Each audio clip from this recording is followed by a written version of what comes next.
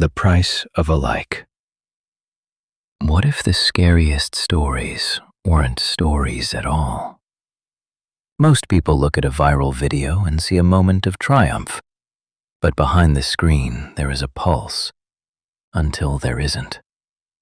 We live in a world where the like button has become a god, and its followers are willing to offer the ultimate sacrifice.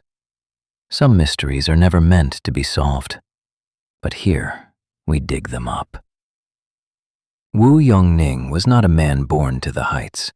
He was a son of the soil, a former film extra in China who spent his days in the shadows of low-budget sets.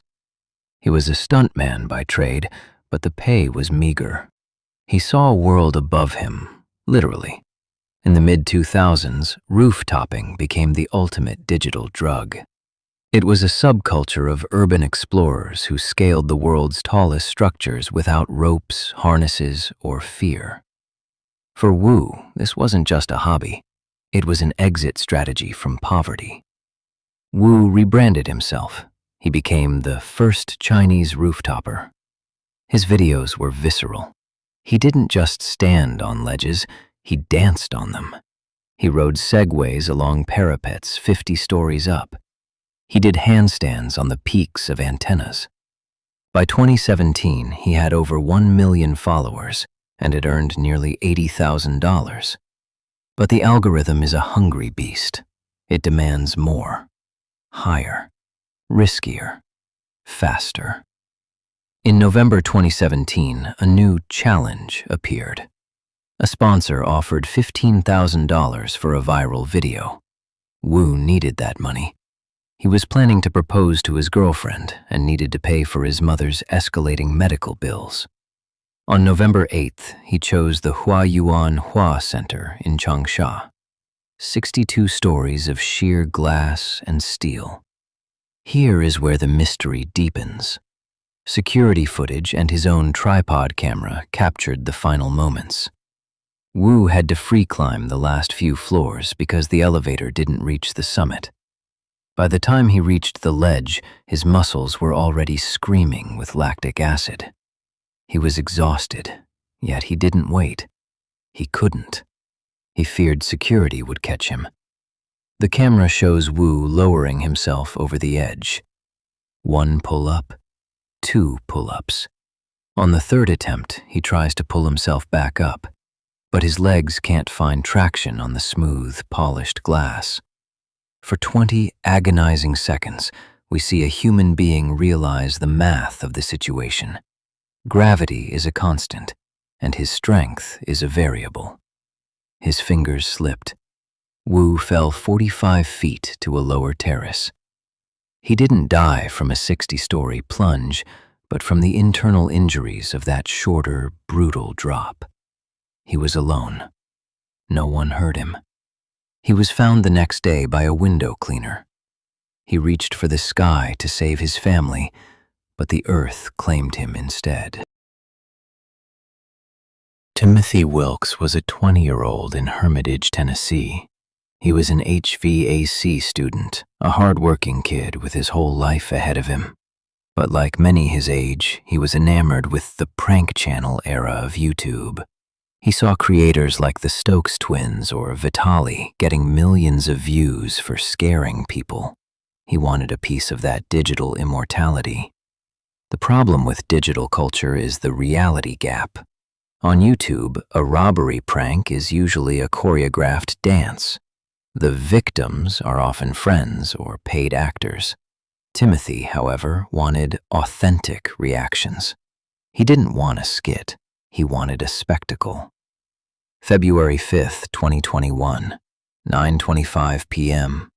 The urban air trampoline park was full of families. Timothy and a friend stepped out of their car. They weren't wearing masks, but they were carrying massive butcher knives. They spotted a group of people and decided this was the moment. They lunged. Among that group was David Starnes Jr. David wasn't a YouTube fan. He wasn't in on the joke. He was a citizen who suddenly saw a man with a lethal weapon charging at him and his friends. In Tennessee, the law is clear on self-defense. David drew his concealed handgun and fired a single shot. Timothy Wilkes died in that parking lot. He died for a video that would never be uploaded. David Starnes Jr. was not charged, as his actions were deemed a justifiable response to a perceived lethal threat. This wasn't a mystery of who did it, but a mystery of why we do it. Why do we trade our lives for a gotcha moment? Who? Pedro Ruiz and Mona Lisa Perez. They were young, high school sweethearts and parents. They had a modest following on their vlog, Mona Lisa and Fam. They were the couple next door, until Pedro decided they needed to be the couple that does the impossible. What? Pedro's idea for their new channel, Damn It Boy, was to prove that a thick encyclopedia could stop a .50 caliber bullet. This isn't just any bullet. The .50 AE is a round designed to take down large game or pierce engine blocks. Why? Why did they do it? Everything I'm gonna be showing you guys on my channel, you guys are gonna be saying, "Damn it, boy." Pedro was obsessed with momentum. He told Mona Lisa that if they did this, they would go viral and never have to worry about money again. He had allegedly tested it before with another book, though no evidence of that test ever surfaced. Mona Lisa was terrified. She told him no for 2 months, but Pedro's charisma and his vision of a better life eventually wore her down. The point of this video is, I really just want to see if a .50 caliber bullet can go through a book. So,